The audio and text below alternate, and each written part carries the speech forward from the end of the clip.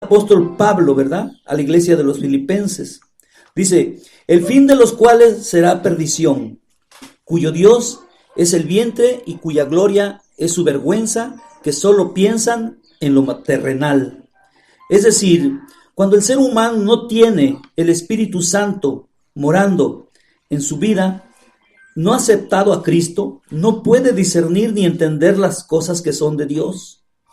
Nunca podrá, por su propia fuerza, por su propia sabiduría, comprender, entender lo que Dios tiene para esa persona o para la humanidad inclusive, ¿verdad? Es por esto que esta tarde, hoy yo le puse a mi tema vergüenza, confusión y perdición, ¿verdad? ¿Por qué? Porque esto está escrito en Daniel 12:2, dice, muchos de los que duermen en el polvo de la tierra serán despertados, unos para vida eterna y otros para vergüenza, confusión perpetua. O sea, confusión, vergüenza y confusión eternamente. Esto está escrito en Daniel 12:2, ¿sí? Y en Filipenses 3:19 dice, el fin de los cuales será perdición, cuyo Dios es el vientre.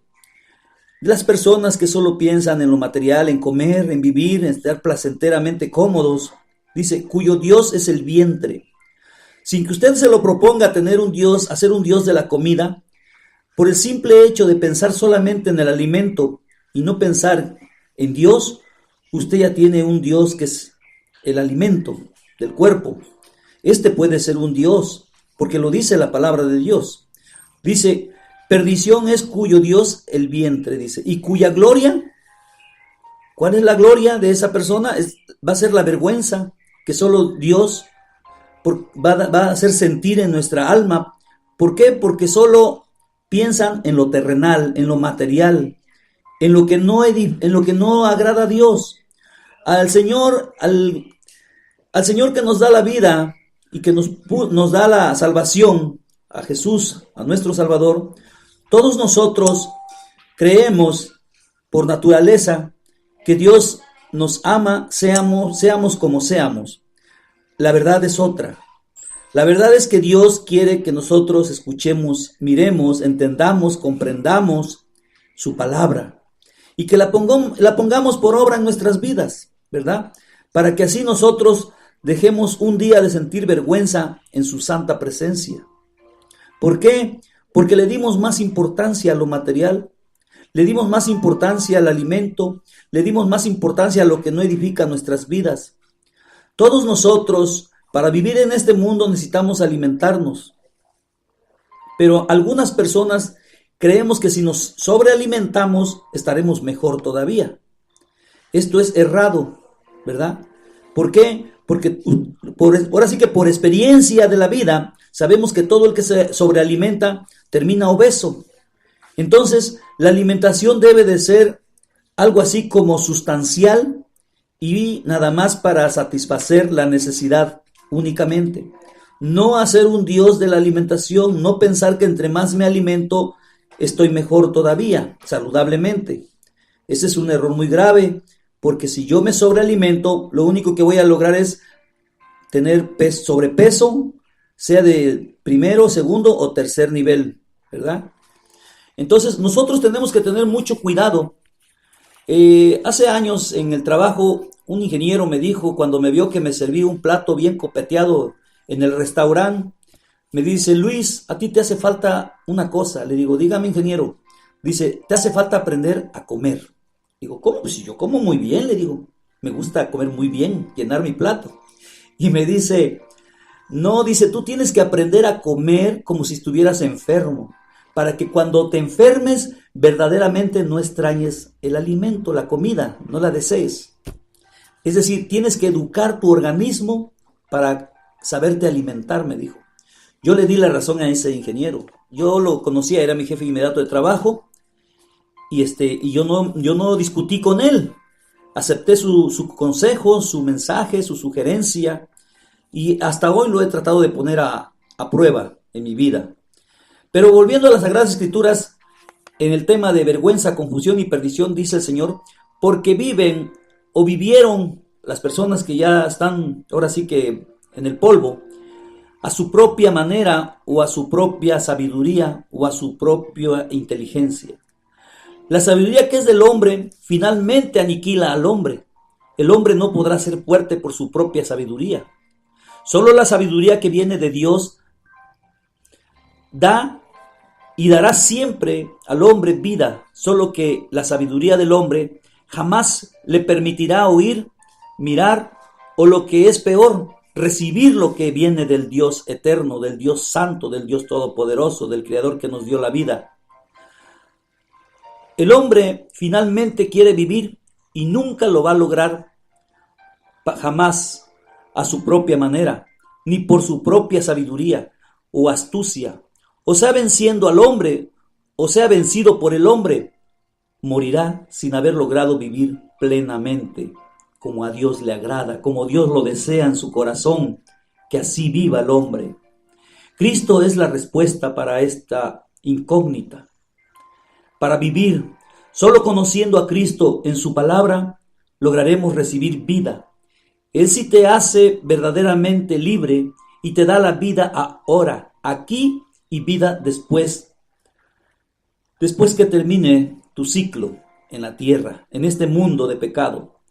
En esta vida terrenal, muchas personas, cuando no tenemos al Señor en el corazón, vivimos como toda la creación de Dios, como todos los seres vivos que estamos en este mundo.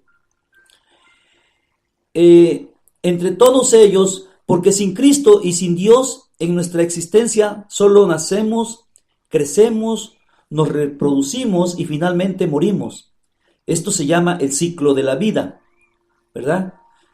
Finalmente, nosotros moriremos. Ese ciclo corresponde solo a los que no tienen entendimiento, a los que no tienen la capacidad de pensar. Para las personas, los que buscamos lo que nos hace falta, tendremos que lograr vivir en la presencia, pero solamente de nuestro Creador, eternamente y para siempre. Hoy es solo en Cristo. ¿Por qué? Porque Él fue el que derramó su sangre preciosa en el monte Calvario, ¿verdad? Él es el Cristo de poder. Nos da ese gozo que nuestra alma necesita para no mirar los problemas que nos llegan a todos los días, a nuestras vidas. Esa paz que en el mundo jamás podremos tener, porque el mundo no conoce a su Creador. Dice Cristo, yo doy vida y la doy en abundancia. Dice, y el que cree en mí no verá muerte. Jesús dice, yo soy el camino, la verdad y la vida, y nadie viene al Padre si no es por mí. Está escrito en Juan 14:6. Usted se preguntará, ¿cómo que no veré muerte? Entonces, si yo conozco al Señor, ¿no voy a morir? Entonces, ¿eso quiere decir que no moriré?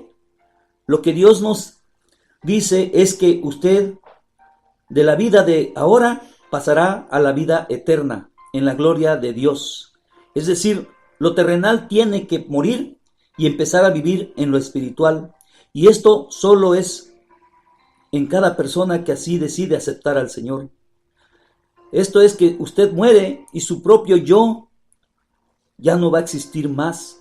Usted va a morir al yo. Usted va a vivir ahora humildemente, aceptando toda la palabra del Señor, a donde quiera que le escuche, a donde quiera que le hablen, a donde quiera que usted vea a un predicador, usted va a escoger lo que es de Dios porque es para su vida de usted. Cuando solo recibe a Cristo en su corazón, pero para lograrlo usted deberá perseverar en Dios hasta vencer. Y eso está al final.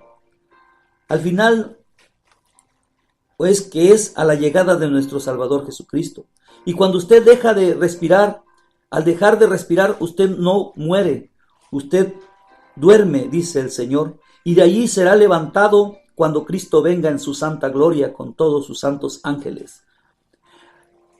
A recibir a la novia, que es la iglesia de Cristo, está escrito en la Biblia.